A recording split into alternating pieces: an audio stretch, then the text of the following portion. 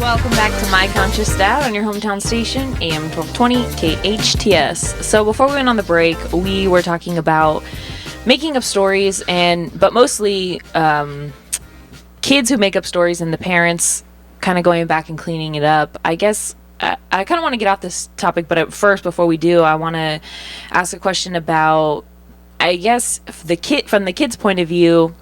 Have you ever had any kids or any of your students that have ever said, I'm going to go ahead and take the stand and I'm going to go do it first to my parents, and then got a bad reaction out of it?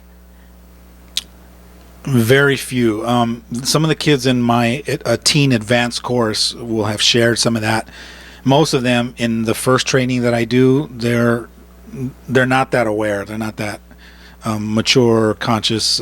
So they're still kind of floundering and still at bay with their parents, and still their parents are still controlling them.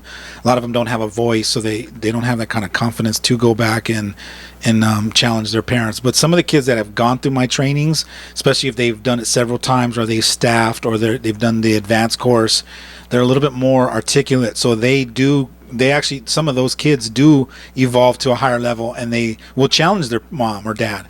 And sometimes I'll have parents come up to me and say, what'd you do to my kid? My kid's now calling me on my stuff, or I'm learning from him or her. They're teaching me how to speak better, or they'll say things to me like, Mom, what kind of a story are you making that's not real, and stuff like that. But it's very few.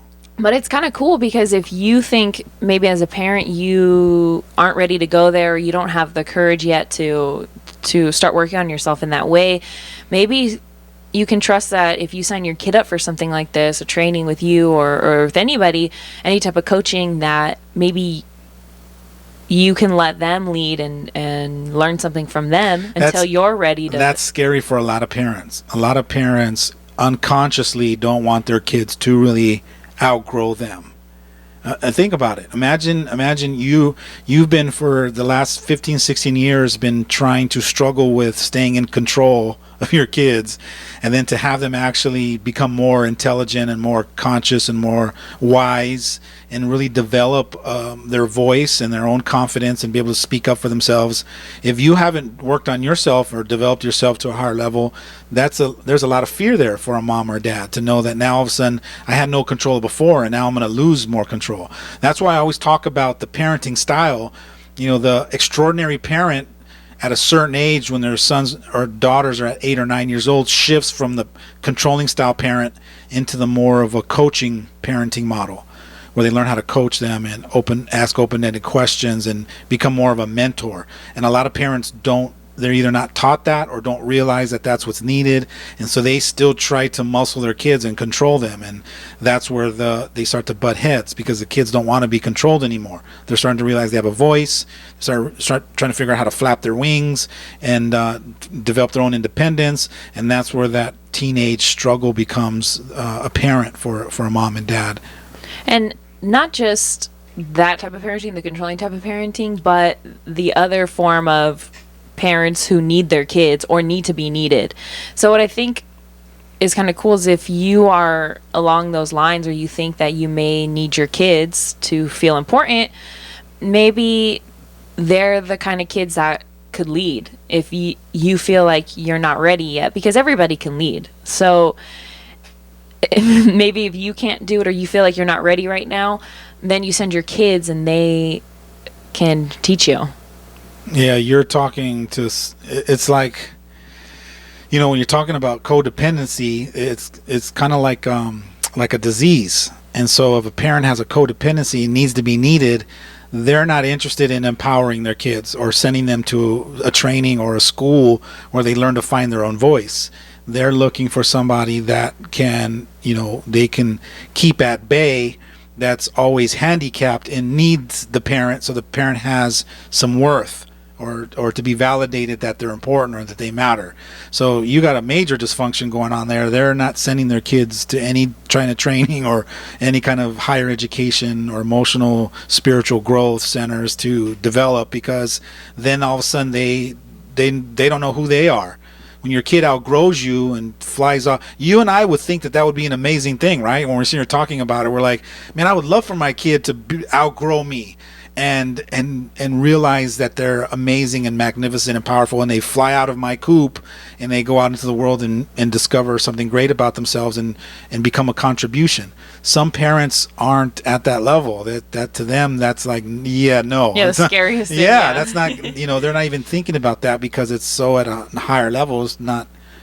It's their worst fear is that their son or daughter's not going to need them anymore. And then all of a sudden, well, then who am I? What's my worth? I thought I was a mom for the last, 20 years. Now who am I going to be? Yeah, earlier you had mentioned that people make up stories out of fear. And I'm wondering, I don't know if maybe I'm just in denial, but sometimes I feel like I make up stories not out of fear, but I'm not sure what they're out of. So is it an idea that pretty much I'm coming to these conclusions because I'm afraid of something and I just don't want to admit it? Or are there other reasons why I would what kind of stories? Story would it be? Like, give me an example of a story you would make up that you think you're just making up out of fear. Yeah, just neutral. Well, we can even say the story about the kid and the parent arguing. They get in an argument over whatever. They want to play a sport and their parent won't let them. So now is the kid coming to all these conclusions? Oh, my parents don't love me. They don't care what I want. Is that out of fear, or is it because of something else? They genuinely feel like they can't play this sport because their parents want them around. It would be out of fear, because you would ask yourself, the next question you would ask yourself is, if it was out of fear, what would you be afraid of? And then that's how you know if it's out of fear or not. What would you be afraid of? And then when you look at that question, now you have to address that question. I'd be afraid that my mom or dad doesn't trust me. I'm afraid that my mom and dad doesn't allow me to have a voice. So then you have to now address all that. That's how you would know whether you're choosing that story out of fear or not, rather than choosing it from a place of, I trust that my mom and dad know better for me. I trust that my mom and dad can see something that I can't. I trust that I'm not mature enough yet to see that this decision isn't beneficial for me, right? So you're either choosing it from love, I called it trust, but either love or fear. You're only choosing from two different places. So in every scenario where you would make up a story, it would all be fear-based. No, you can choose a story from a love. Remember, you're making stories. The negative stories. The negative stories. Yeah. It's usually coming from fear-based, and you got to ask yourself, if I'm making up the story, what am I afraid of? That's how you'll know, because when you answer the question, what I'm afraid of, it just validates, okay, then I'm making it from my fear. And for parents, or not just parents, but adults who have been in multiple relationships with kids, siblings, whatever, romantic relationships, is kind of like they all are the same. It's like, I don't know how to explain it without sounding cheesy, but all the other relationships that this has happened in, whether it's your parents or your brother or sister, it kind of comes into play with your kids. And then when you send your kids off, it comes into play with everyone they're in relation to as well. Yeah, it's kind of like it's a domino effect. And so when you're interacting with them, they're now taking that dysfunction out into other relationships that they have. So it just kind of it trickles. It's kind of like you asking yourself as a mom or dad, what kind of legacy do I want to leave behind? Well, I want to make sure that my kids, realize in their, as a young adult, what kind of a gift they are to the world, what kind of difference they make, how important they are, realizing, how loving they can be, and how all those great things. Or is the legacy I'm leaving behind is, that I've trained my kids to need me all the time. I've trained my kids to believe that they're only as good as the person that they fall in love with. Have I trained my kids to realize? So it goes both ways. There's a negative story and there's a positive story. The question is which one are you choosing? Are you choosing the one from love and the positive one, or are you choosing the one from fear, which is normally the negative one? So, and the main thing is you're always at choice. Most of you don't realize that you're choosing because you're not conscious of it yet.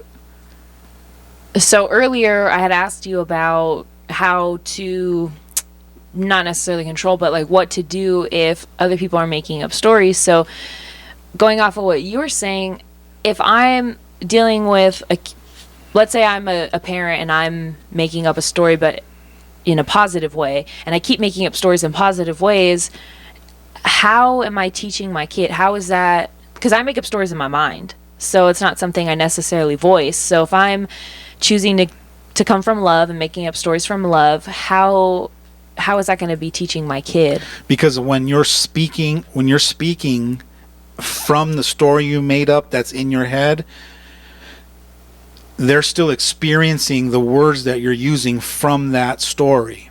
So here's an example.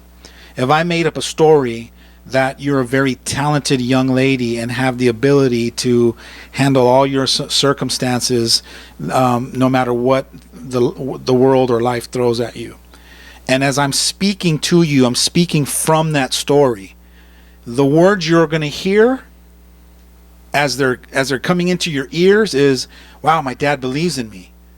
Wow, my dad thinks I can do this. Wow, I don't even believe in myself like that.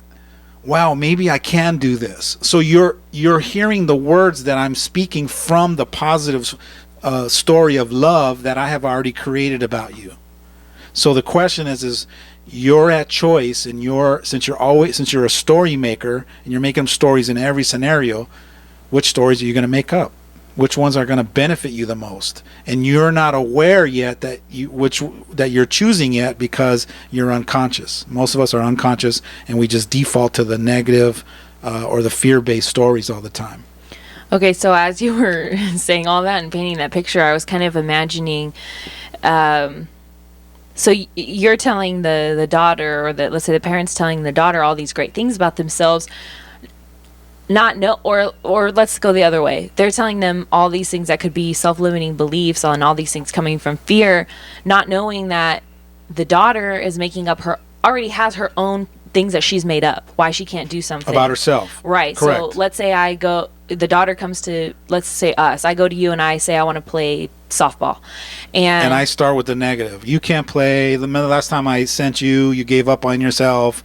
It's going to take you years to be good at that. Look at all the other kids. They've been playing for so many years. So I'm already speaking. The story I made up is already negative. So I'm already spewing that to you. And before I came to you, I was already worried you were going to say no because I quit last time. It was too hard. I cried and I was scared. Right. So it's almost crazy to think that if it were a different way, I came with those fears still. But when I came to you this time, you said stuff more out of love. Oh, sounds great. I'm so glad you're going to give it another try. Yeah. That's what champions are made of, is to get back up on the horse and ride again and dust yourself off. And so I'm speaking into that.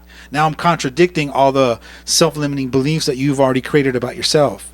Yeah, that's kind of crazy that if, like you said, if you're going to make up a story, especially, or if you're going to contribute to someone else's story, why would you want it to be negative? Because we're unaware. As human beings, we're not conscious and aware, and no one has taught us that what we're talking about today. No one has broken it down for us and said, dude, you're making up stories, and your stories are affecting the people that you love the most. And if you're not aware of them and you're not consciously realizing that you're choosing which story to make up, and why would you not be training yourself to make up positive, affirming stories about yourself and other people? And I don't know, this is a little bit weird for me because I feel like I'm a conscious person. I feel like I'm pretty self-aware, but not as aware as I could be. So just because I think I'm overall self-aware doesn't mean I am in certain, I guess, departments.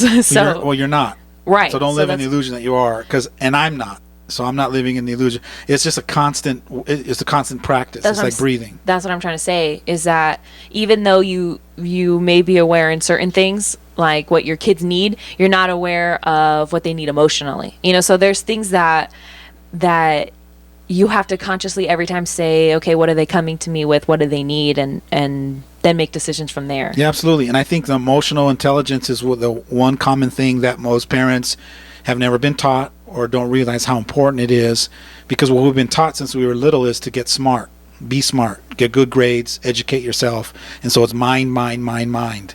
Throw more education, throw more data, more facts, and it's the smarter you are, the more successful you're going to be in life.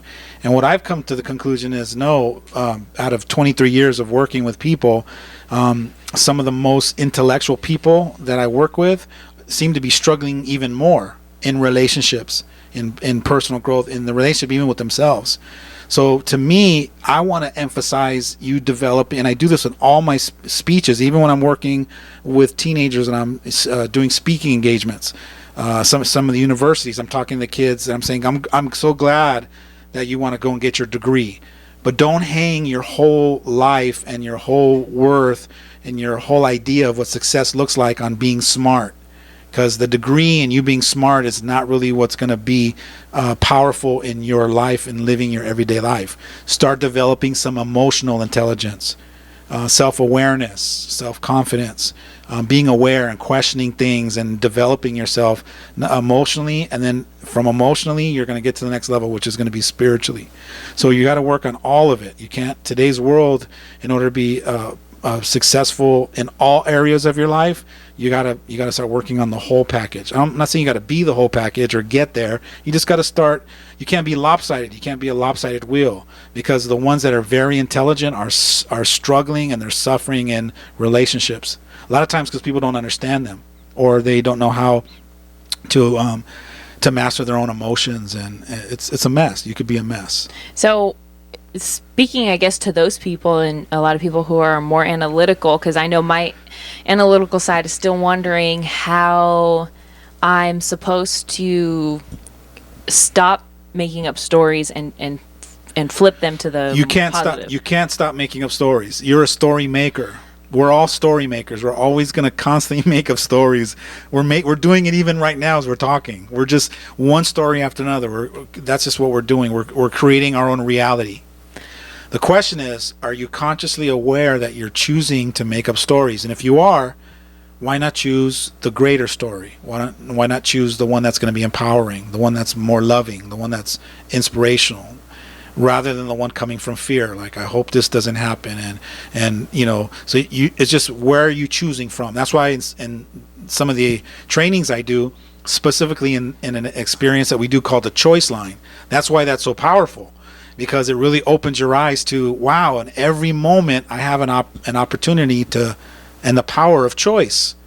And then the question is where am I choosing from? Am I choosing from love, or am I choosing from fear? And the more you practice that, you get better at being more conscious and aware of where you're choosing from. And then the more conscious and more aware you are, you start to realize that the only choice that I need to be making in every minute and every moment of my day is from love. Because every time I choose from love, greatness always unfolds from those choices. But we're not good at practicing that because we're unconscious and we keep on automatic pilot, keep choosing from fear. So that's, I guess, kind of my question is, how do I keep practicing that? Or I don't know if there's something for you. I know a lot of people use like sticky notes or affirmations or whatever. Something, I guess, maybe a couple tips. How do I flip? How do I start choosing from love, or remind myself? Put a tattoo on both forearms. Choose from love, or write on sticky notes everywhere you are until it becomes a part of your breathing. Like your breathe in, your exhale, and your inhale is just always from a place of love, always a place of gratitude, always looking at the glass half full, always being optimistic, always looking for the great side of it, and always seeing a tragedy as a possibility to learn from and grow from. And it's a mindset, but it's an art form. We always talk about an art form. It's a practice over and over, always choosing the higher road. So what I'm hearing you say is it's not necessarily choosing from love, but in every other thing is, I don't know how to explain it, but for example, like other things that we do could be choosing from love that we don't know about. So like expressing gratitude, that's somewhere we choose from love, but we do it unconsciously. So when I say thank you, I'm not doing it because I'm in my mind saying, oh, thank you so much, I'm so grateful for everything you've done. It's more like something that's natural. So I guess what I'm hearing you say is work on all aspects from love and making it natural. All right, so we'll get back to it after the break. Stay tuned for more of My Conscious Dad right here on your hometown station, AM 1220 KHTS. Welcome back to My Conscious Dad on your hometown station, AM 1220 KHTS. This week we are talking about making up stories, both negative and positive. If you miss any of it, you can always find our podcast online at hometownstation.com. Before we leave, because we only have a couple minutes left, one of the things I kind of wanted to go over or have you mention again is for just so parents get it in their head that their kids want them to communicate and come clean up. I hate when people leave it with bad, going to sleep mad at each other, whatever. I know that you hate it, but as much as you hate it, it's not your life. It's not your journey. It's other people's journey to figure this out for themselves. But I will say it again. Your kids not only want or desperately want, they're yearning for, but they need for you to figure out how to communicate and articulate yourself in a very powerful way so that they can heal themselves, so that they can stop making up these negative stories about themselves and you that gets in the way and sabotages your growth in your relationship. So what it requires for you is to work on yourself, to learn the skills of how to go in and have the courage to open up a conversation, to clean up whatever misunderstanding or disagreement you have, so that your sons and daughters go to bed feeling empowered and inspired, and knowing that they can make mistakes, and that mom or dad will always have this open door policy. And you'll be surprised if you learn how to do that good. And what'll happen is one day your son or daughter is going to surprise you, and before you can get in to go clean up with them, they're going to walk into you and go, "Hey mom, can I talk to you for a moment?" And you go, "Yeah, what's up?" And then they're going to say, "Hey, I'm sorry for the what." And then inside you're going to go, "Yes, this is what I've been dying for you to do, to be like, to show up like that in our relationship, or show up like that in the world." But they can't be like that until you learn how to be that for yourself and be that model for them. You got to model it. Yeah, there's a reason why kids are just like their parents. It's because we do everything that you guys do, and we have all your good habits and your bad habits. You're not kidding. Another thing that I wanted to ask was, so I guess we've gone over them all. I just either want to reiterate it or say it in a different way. But when we're making up these stories, like you said, all the time, every second, whatever, and we're choosing from either fear or love at all times, how am I supposed to finally get to that place where I'm choosing from love, and then other people are coming in choosing from fear all the time? And it's easy to say, "Oh, this person's negative and I don't want them in my life." But what if it's someone that you really love? It's your parents, your brother, your sister. I guess dealing with people who aren't on the same path as you, which is pretty much everyone. No one's the same. So how am I supposed to function or have relationships with people who are, I guess, the opposite? Well, when you're choosing from love, most of the time, you start to shift and become more compassionate. And in choosing love, the beingness that goes along with that choice is compassion. And so you become more compassionate of other people, and that's their journey, and that's the way they see it, and that's that's real for them. And so from that compassionate heart, you end up learning how to articulate yourself and opening up new possibilities for them to see it without you being right about it. So it sounds a little bit more less forceful, less in resistance, and you create the safe space for them to be like that around you, and you're not arguing with them all the time, and you let them have their opinion, and you, from a compassionate place, just say, "Okay, well, you know what, Mom, that's one way to see it, but what I found out is that we can also see it like this." And so you're not, the trick is that when you're choosing from love and making those choices and choosing those stories, you start to show up a lot more compassionate, and from that compassionate place, you're freed up to not let people tag you or get under your skin or annoy you. You're operating from a very powerful place, and that all comes with the territory of you making higher choices for yourself. Yeah, and I guess there's a lot of things that I guess I've been asking that I'm trying to get clarity about myself. So I hope everyone else is getting what I'm getting out of it too. So, but even because it's not just about me. So thank you so much for joining us today on My Conscious. I love you too. Can I finish my outro? Thank you so much for joining us today on My Conscious Dad, right here on your hometown station, AM 1220 KHTS.